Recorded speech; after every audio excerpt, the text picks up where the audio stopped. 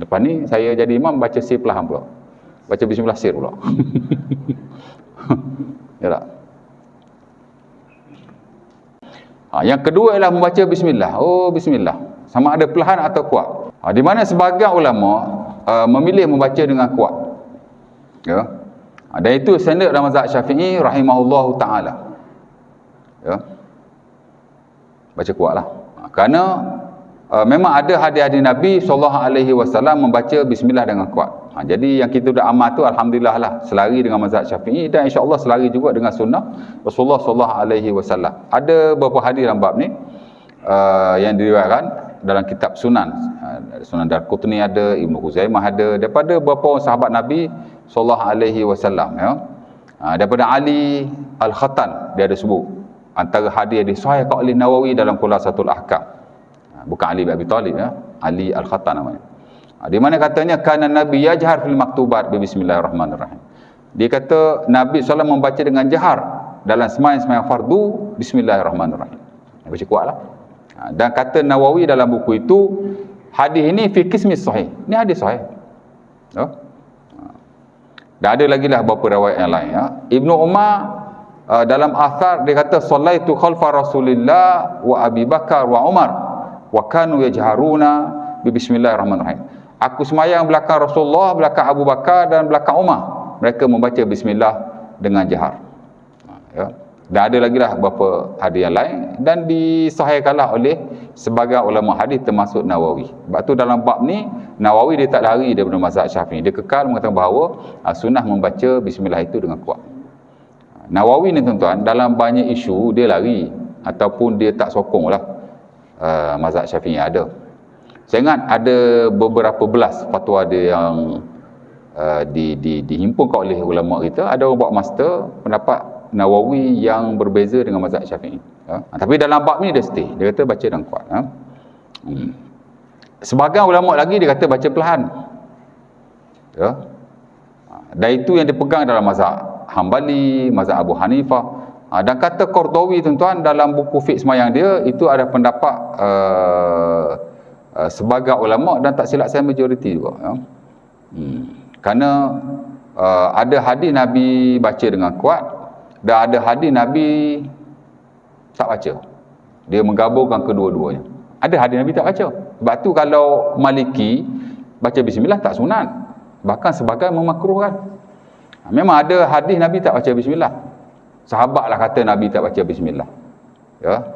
Tuan-tuan buka dalam Sahih Bukhari daripada Anas bin Malik. Apa dia kata?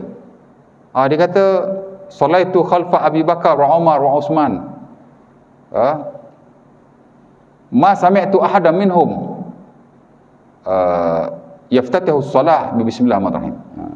Aku sembahyang belakang Abu Bakar, belakang Umar, belakang Utsman. Depa tak mulakan sembahyang dengan bismillah pun.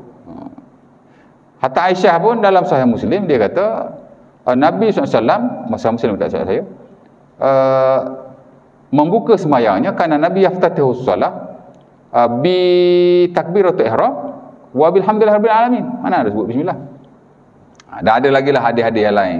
Dia guna hadis kursi di mana Nabi kata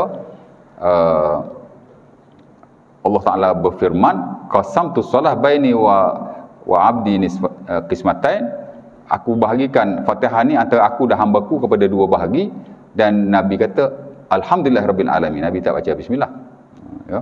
Jadi ada yang baca bismillah, ada yang tak baca bismillah. Ya. Jadi dia menggabungkan kedua-duanya. Dia kata Nabi baca ataupun sahabat pun baca, tapi sir lah. Ya. Dan sebagai ulama pilih kita boleh baca dua-dua. Banyak kita baca sir, jarang-jarang kita baca jahar. Itu yang dipilih oleh Qardawi lah dalam buku fiqh dia. Walaupun kita tak buat itu, tak apalah kan. Tapi ini maklumat tambahan lah kepada tuan-tuan. Dan Qardawi menukilkan ulama-ulama yang menyokong pendapat itu. Antaranya dalam konteks mazhab Syafi'i sendiri, Al-Imam As-San'ani. Tak tahu lah tuan-tuan biasa dengar atau tidak. Mana tadi? Jadi Qardawi dia kolek pendapat San'ani ini, di mana kata beliau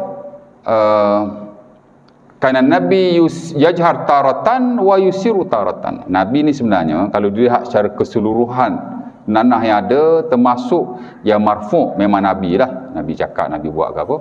Dan juga amalan para sahabat, sebenarnya dua-dua tu sabit, baik jahar baik sir. Katanya Nabi ni sebahagian waktu dia jahar, sebahagian waktu dia sir. Dia tak ada jahar all the time ataupun sir all the time, dah ada nah dua-dua. Dan Qurtubi juga petik pendapat Al-Imam Ibn Qayyim pun sama, di mana dia kata Nabi baca jahar dan sir secara bersilih ganti. Cuma mengikut kajian beliau, Nabi banyak sir berbanding jahar. Jadi dari isu ni dia open sebenarnya, dia dibahaskan dalam fiqh dan ada beberapa pendapat itu. Jadi kalau kita buat jahar all the time pun tak ada masalah. Itulah kata mazhab Syafi'i, macam yang kita duk buat lah ya. Orang buat sir all the time pun macam boleh, dalam konteks sunnah juga, ada sandarannya juga. Hatta kalau kita nak buat bersilih ganti pun termasuklah konteks sunnah juga, dan ketiga-tiga pendapat tu ada dalam syaruk ya.